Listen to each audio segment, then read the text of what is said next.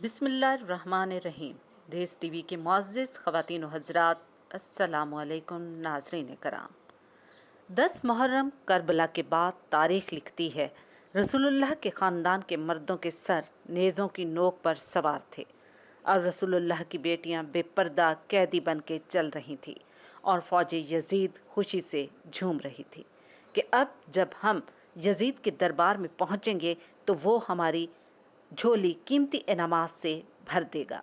लेकिन कूफे के गवर्नर उबैदुल्ला इब्न ज़ियाद ने पैगाम भेजा कि पहले रसूलुल्लाह के ख़ानदान को कूफे लेकर आओ, उनकी गुर्बत का तमाशा पहले मैं देखूंगा, उसके बाद यजीद के दरबार लेकर जाना।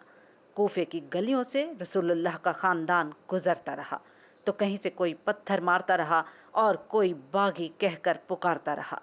बीबी ज़ैनब और बीबी उम्मे कलसूम ने अपने नाना की उम्मत को देखकर सब्र करती रहीं। बस जैसे कूफे दरबार पहुंची तो इब्न ज़ियाद ने कहा, शिमर रसूलुल्लाह के ख़ानदान के इस मर्द को क्यों छोड़ा है, इसको क्यों नहीं कत्ल किया। शिमर हंस कर कहता है, इन बनी हाशिम में कोई तो हो जो अपने मर्दों और औरतों की गुर्बत का तमाशा देखे। इब्न ज़ियाद ज़ोर ज़ोर से हंसने लगा। इतने में बीबी ज़ैनब फरमाती हैं, ए ज़ालिम, अल्लाह के इंसाफ से डरो। हम उन्हीं रसूल की बेटियां हैं जिन्होंने पूरी ज़िंदगी अल्लाह के हुक्म के बगैर अपनी ज़बान तक को हरकत ना दी।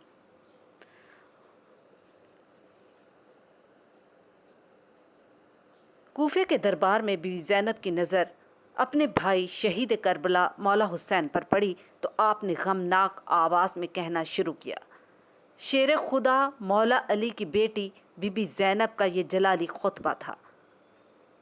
तमाम यजीदी फ़ौज और यजीद को देखकर बीबी ज़ैनब फरमाने लगी, मैं उसी अली की बेटी हूँ जिसकी ज़ुल्फ़कार से इस्लाम को हमेशा फ़तह और कामयाबी मिली।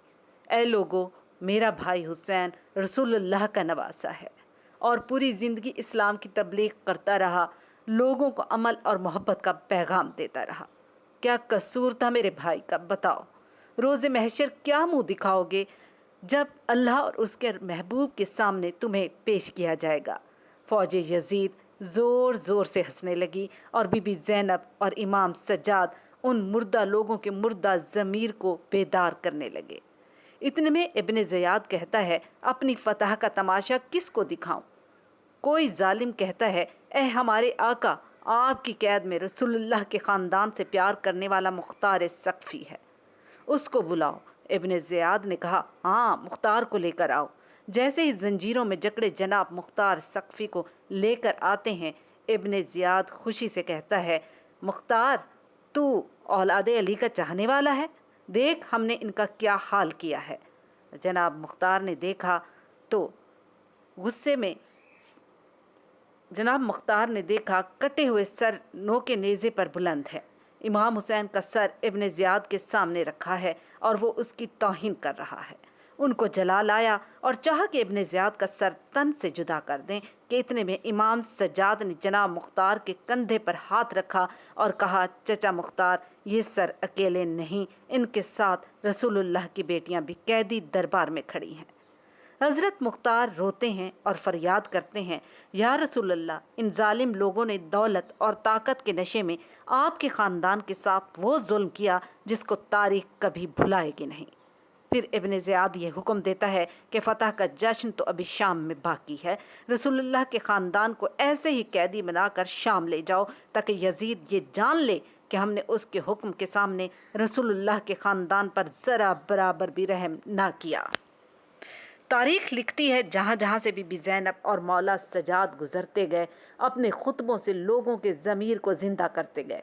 वो लोग जो उनको पत्थर मार रहे थे, आले रसूल के खुतबों को सुनकर उनकी आंखें नम होने लगी। यहाँ तक कि दरबार यजीद में जब आले रसूल का काफ़िला पहुँचा तो यजीद का महल यजीद पर लानत भेजने लगा और ये बगावत पूरी दुनिया में कायम हो गई। आज भी यजीद के लिए हर मुसलमान नफ़रत रखता है। कोई माँ अपने बच्चे का नाम यजीद रखने को तैयार नहीं। दुनिया तक मेरे मौला हुसैन का गम मनाने वालों की तादाद में इजाफा होता रहेगा। सलाम या हुसैन, सलाम हो उस बहन पर जिसने हिम्मत और हौसले से उजड़े हुए कुंबे को संभाला। सलाम मेरी आकाज़ादी बीबी ज़ैनब सलामुल्लाह अलैहा।